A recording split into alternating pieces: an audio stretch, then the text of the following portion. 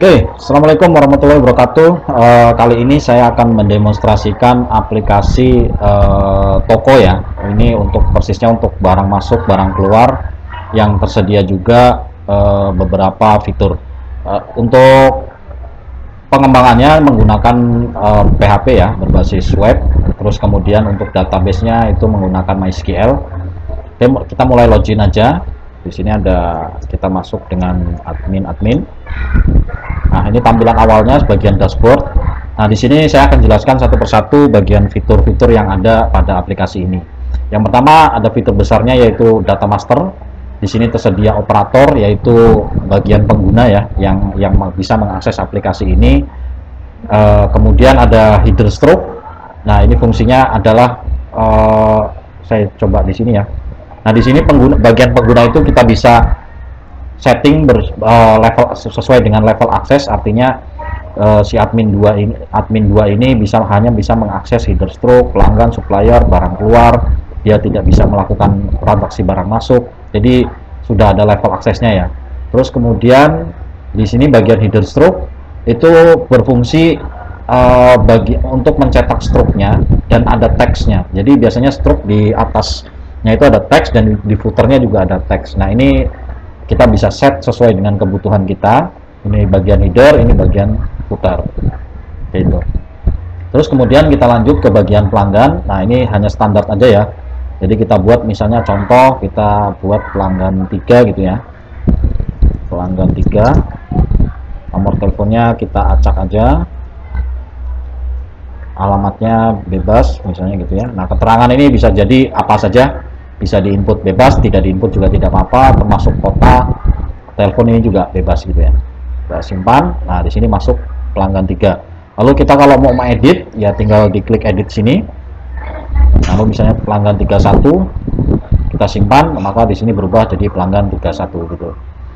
Kemudian ada bagian supplier, cara inputnya juga sama seperti bagian pelanggan tadi. Misalnya di sini kita buat supplier 1. Supplier 1. Nah, ini kita buat aja gitu ya. Teleponnya misalnya 021, alamatnya misalnya Jakarta. Ini hanya dummy saja. Nah, ini masuk. Sama editnya juga sama, waktu hapus ya tinggal klik hapus. Kemudian bagian satuan. Nah, ini biasa seperti satuan, kita tergantung produknya ya. Bisa piece, bisa juga misalnya box misalnya gitu ya, ataupun apalah gitu. Sama editnya juga sama, hapusnya juga sama. Kemudian ada bagian item barang. Nah, ini kita misalnya kita adalah kode barang misalnya 01, nama barangnya misalnya sendal misalnya, atau kita buat seperti toko kelontong aja ya misalnya. Nah, toko baju aja lah, baju kemeja 1 misalnya gitu ya. Quantity stock ini kita bisa set misalnya ada 10 ataupun 0 juga boleh. Jadi nanti kita waktu stoknya akan bertambah saat ada barang masuk gitu. Satuannya piece, kita harga belinya misalnya kita setting di 10.000, harga jualnya kita setting 15.000, simpan. Nah, kemudian kita tambahkan lagi misalnya barang 02, ini celana jeans misalnya ini. Kuantitinya misalnya 0 juga. Piece, harga belinya misalnya 50.000, harga jualnya saya buat misalnya 80.000, saya simpan. Nah, ini kita cukup buat duanya dulu aja. Editnya sama, hapusnya juga sama. Nah, bagian data master ini sudah selesai. Kemudian kita masuk ke bagian transaksi barang masuk. Kita perhatikan di sini di bagian data barang, quantity stoknya adalah 0. Nah, kita melakukan barang masuk, transaksi barang masuk, kita pilih, kita tambah. Nah, suppliernya kita pilih, yang kita input tadi akan tampil di sini. Karena tadi kita cuma input 1, maka keluarnya juga cuma 1 gitu. Kita pilih. Nah, ini langsung keluar. Nah, kita pilih juga kode barangnya. Nah, ini kita ke meja, kita buat misalnya kita masukkan 10 gitu ya.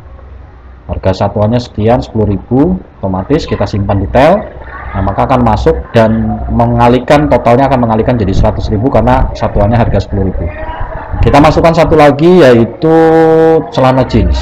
Oke, di sini juga kita buat 10. Kita simpan.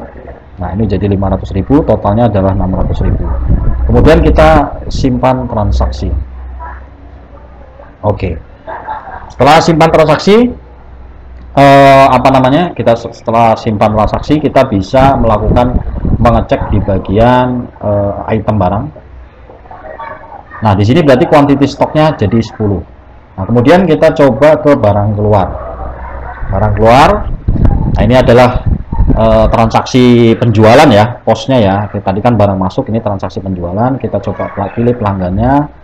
Kita pilih pelanggan yang tadi kita input baru di pelanggan 31. Kode barangnya kita ambil semua misalnya gitu. Kita ambil misalnya ini 5 gitu.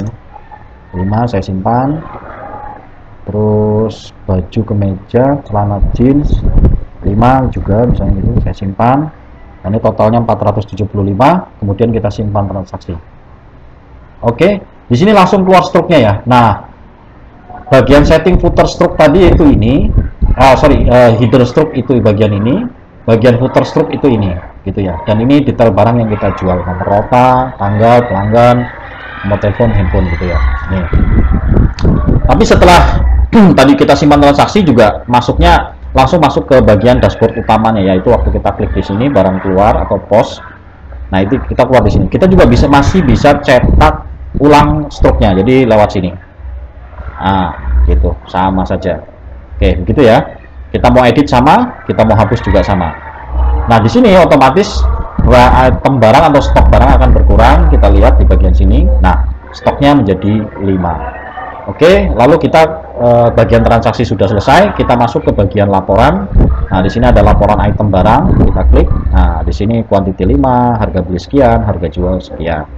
Kemudian ada stock of 6. Nah, ini lalu lintas ya. Kita bisa pilih ke semua barang ataupun bisa per item barang gitu. Kita coba karena kita tadi transaksi di tanggal 17. Kita coba press dari awal ya gitu ya. Kita cetak. Nah, begitu. Jadi ada transaksi barang masuk 10 dari kemeja ini, keluarnya 5, stok akhir adalah 5 gitu. Sama ya, kalau kita misalnya cek salah satu saja gitu, baju kemeja, kita cetak, yang muncul adalah baju kemeja saja. Jadi stok of 6 ya. Kemudian pelaporan di sini ada barang masuk. Nah, kita coba di transaksi di tanggal 17 saja. Kalau hari ini ya tanggal 17 kita cetak. Nah, ini dia, ini supplier. Nah, kalau misalnya ada 2 transaksi, maka nanti data ini akan ada 2. Jadi di bawahnya ada lagi, di bawahnya ada lagi, di bawahnya ada lagi gitu. Karena kita tadi baru transaksi 1, jadi ini tampilnya 1 gitu. Jadi nanti ada tampilan ini dan tampilan tabel. Nanti di bawahnya ini langsung tampilan ini lagi, lalu tabel begitu. Itu ya. Atau kita coba saja ya, kita coba saja barang masuk supaya lebih terlihat gitu ya, suppliernya sama. Kita buat barang masuknya celana jeans saja lah, kita buat 2 piece misalnya gitu ya, saya simpan. Nah, saya simpan transaksi. Oke, berhasil. Kita lihat laporan barang masuk dari tanggal 16 sampai kita pilih tanggal 17 ya, 17 saja atau hari ini maksudnya. Kita cetak. Nah, jadi seperti ini teman-teman ya tampilannya. Begitu juga sama dengan transaksi penjualan, laporan penjualan barang keluar juga sama seperti itu. Terus 17 sama ya untuk barang keluar. Lalu kemudian kas masuk. Nah, ini hanya perhitungan uangnya saja.